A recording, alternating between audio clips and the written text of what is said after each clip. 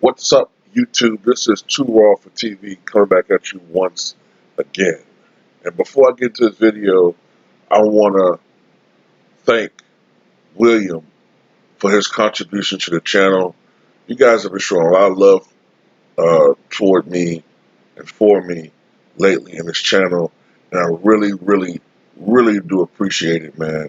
All the love you guys have been showing me, and everybody.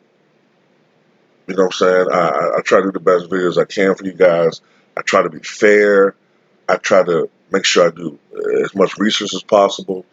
And I try to break these things down to you guys so that you can understand where I'm coming from. Even if you don't agree with me all the time, even if you don't agree with me most of the time, you at least can understand my perspective and why I feel the way I feel. All right, so I want to thank everybody that has shown love to this channel for the last year. And I want to thank everybody that has contributed to my channel for the past several years. Now,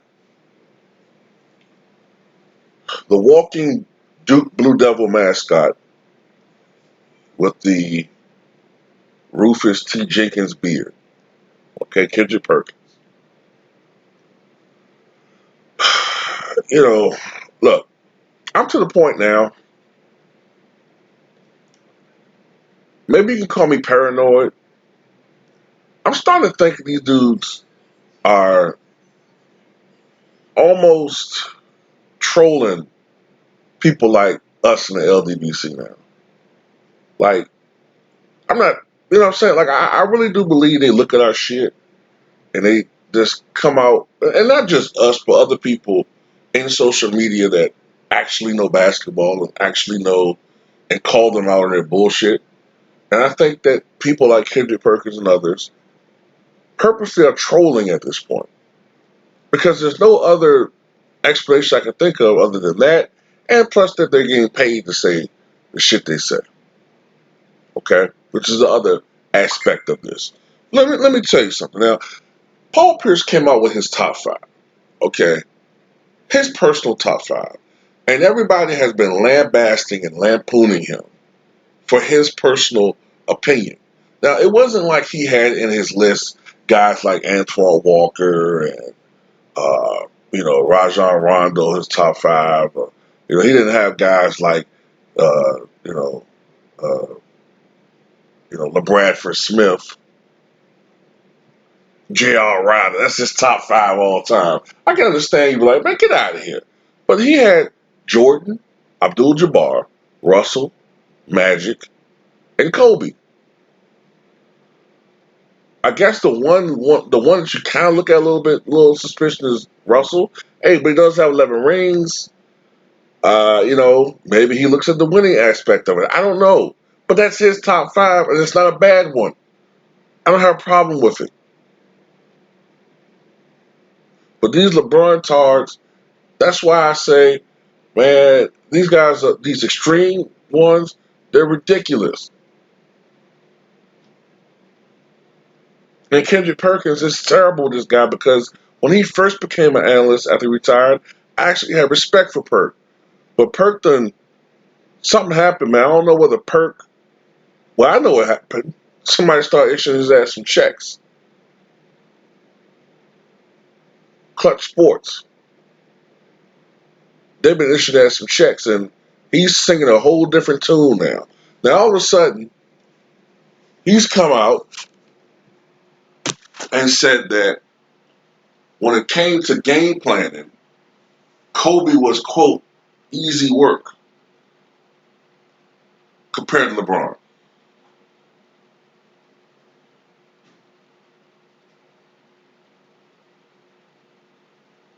Now, he said, I'm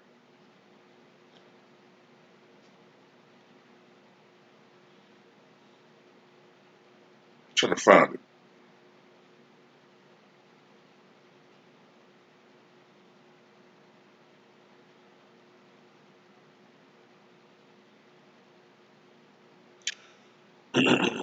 Now, look, this is something that irritates me. Now, the article says James and Bryant are believed to be the two closest contenders in terms of Jordan's claim as the best there ever was.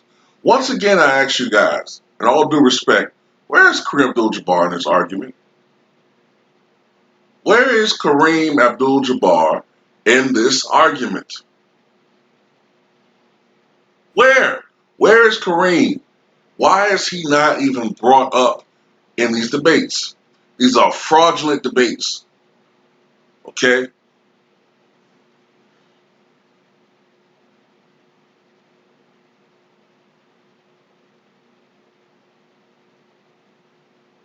So Perkins went on and said, he basically said something to the effect of, oh, here he is.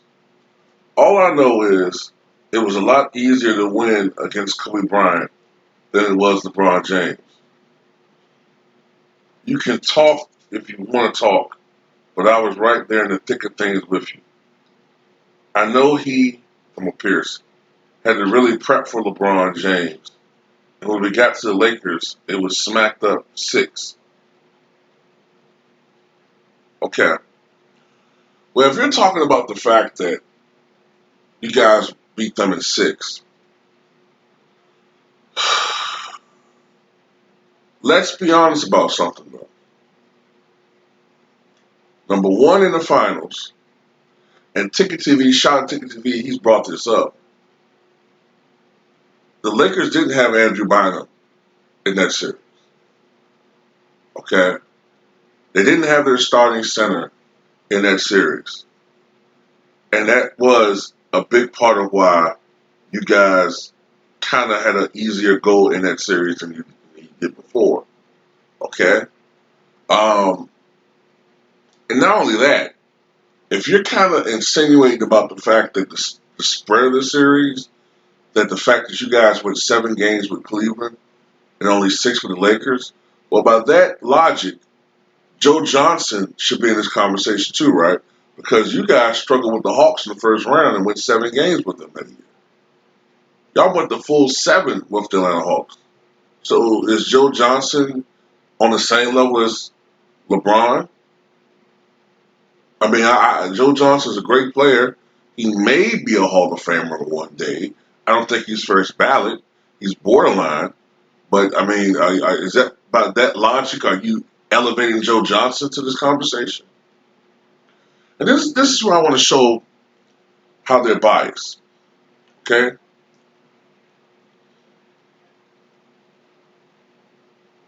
Perkins and Pierce, of course, ran through both teams during the C's Big Three era. They eliminated the Cavs in the Eastern semis in 2008 and finished off the Lakers in 6 games in the finals. Bryant and the Lakers eventually got their revenge in 2010, while James seemingly ended Boston's reign in the East once he joined the Miami Heat in 2010. Oh, but you don't say why he left to go to Miami. See, they omitted that part. Uh, was it because he couldn't get past the Boston Celtics? Even though the Lakers beat Boston, even though Kobe shot 6 for 24 in that game. And you guys still lost to them. Meanwhile, LeBron put up a 27-point, goddamn 19 rebound, 14 assist game or some shit, and they lost. I think they lost that series in 6. So why was it that LeBron was easy work in 2010, but you guys still lost to Kobe even when he shot bad, although he did hold down 15 rebounds and played great on the defensive end of the court. But why is it that, it wasn't easy work in 2010? Could it be because you had a fully entrenched Pau Gasol toughened up by playing with and under Kobe? And also you had Andrew Bynum in that series, and that's why you guys lost? Don't get me wrong, that was a great Celtic team. But don't fudge shit. Be 100. Be 100% correct, Mr. Perkins. But you full of shit anyway, Kendrick. You know what I'm saying? You're paid and bought for.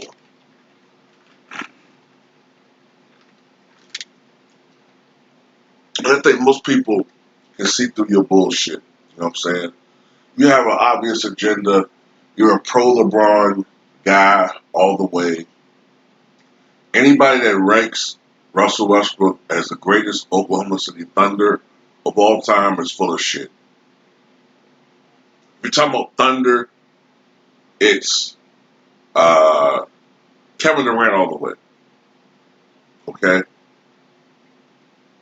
Kevin Durant all the way. If you're including the Sonic years, it's Kevin Durant number one, Gary Payton number two, Sean Kemp number three. You know what I'm saying? You don't really have any credibility, bro. You don't. And your takes are very flawed, and they're easily can be deconstructed and humiliated like I just did. It's not even hard. Like you're not even a person who it would take a lot of effort for me to just destroy your arguments.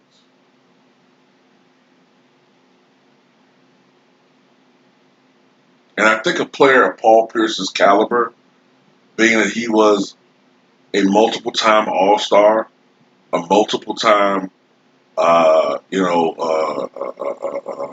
NBA player, a future Hall of Famer, a guy that was a perennial 20 plus points per game scorer with the Boston Celtics, a guy who was, even though he didn't reach the level of LeBron James, Paul Pierce to me is still a top 40 player. So for a guy like Paul Pierce to say that he don't think that LeBron's a top 5 player, I can respect his opinion more. Now, some people can say he's being petty. Well, I thought Zeke is being petty. Well, a lot of you LeBron fans tell us, well, we got to accept Isaiah's opinion. Okay? So I'm telling you the same thing. Okay, Goldmouth. You have to accept Paul Pierce's opinion. And you guys seem to be incapable of doing that. You keep trying to browbeat this man and make him bow down to LeBron James, and he's not going to do it. And I applaud him for it. He shouldn't have to bow down to him. Because as I said before in my other video, from Paul Pierce's perspective, he owned LeBron James. Even if he was a lesser player.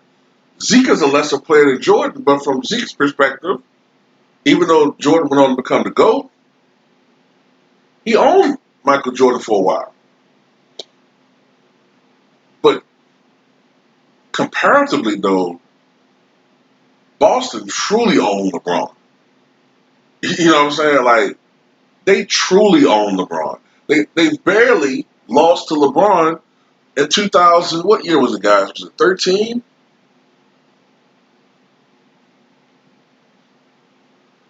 Paul Pierce has no reason whatsoever to fear LeBron. He's had so many great moments against LeBron James. It's ridiculous. So at the end of the day, Paul Pierce can feel how he wants to feel. You can have your opinion, Kendrick. But to sit up there and try to denigrate Kobe like that, it's ridiculous. Look, Kobe, that's another thing I want to say before I end this video. The disrespect that you guys show toward that man. He hasn't even been deceased 6 months yet. The disrespect you guys show that man is absolutely despicable. All the money in advertising, all the millions in advertising and ratings that Kobe and the Lakers brought toward ESPN and NBA basketball to help fatten the pockets of a rotund fuck like you to have a nice cushy job eventually, okay? To sit there and then have to denigrate that man. It's disgusting. That's the thing that pisses me off. And Tickets brought this up. If you notice, all of the great players, the Kevin Garnetts, the Paul Pierces, You know what I'm saying? The Tracy McGrady's. You know, it's funny how all of them, when you ask them who was the best, most of them lean toward Kobe. Okay, most of them. Just a couple of years ago, I think it was the last year Kobe Bryant was in the NBA, and they did a polling of current players, and they asked them who they thought should take the clutch shot, who they thought was the better player of the two. I think the silent poll had Kobe the majority a winner over LeBron. But it's mighty funny now all of a sudden because you got all these fucking LeBron fanboys, all these clutch sports check collectors, all these fucking, you know, LeBron cock mold shapers or shifters. You know, this motherfucker like Nick Wright is like Ghost and shit. You know, when she was making the shit out of clay, this nigga be making like imaginary LeBron dicks and clay and shit. All these fucking dudes out there now all of a sudden they want to change reality.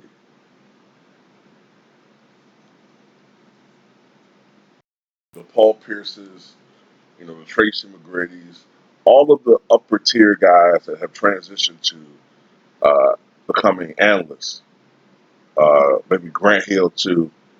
You'll notice that the overwhelming majority of those guys will lean toward Kobe Bryant, right? It's only the bottom feeder dudes, and Ticket pointed out too. Guys like Kendrick Perkins and Shannon Fry, that's another one. You know, Jay Williams. It's always these guys that were the bottom feeders or the careers never materialized that lean toward LeBron. Could it possibly be because these other guys are A, accomplished athletes that can relate more and are inspired more by the Kobe way of approaching things or the Mamba mentality? And also, these guys are also financially secure and therefore they don't necessarily need to be paid by clutch sports, you know, or can be easily influenced by those guys to present this false narrative in exchange for monetary compensation.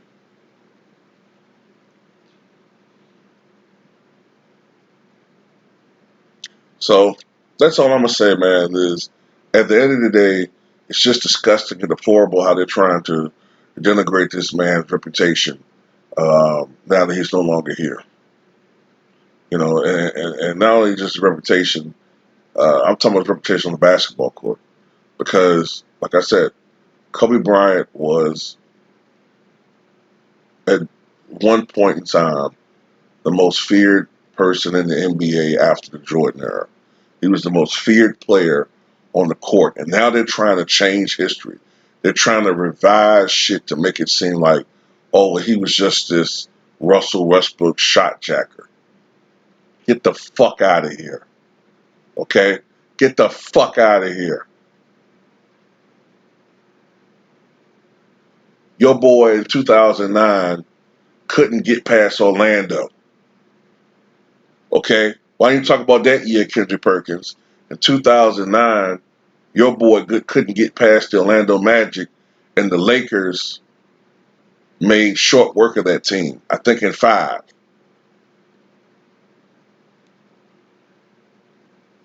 Explain that one. Get the fuck out of here. One more thing before I go, man. I forgot to touch on this. This nigga got the nerve to call Michael Jordan a snitch, a rat, right?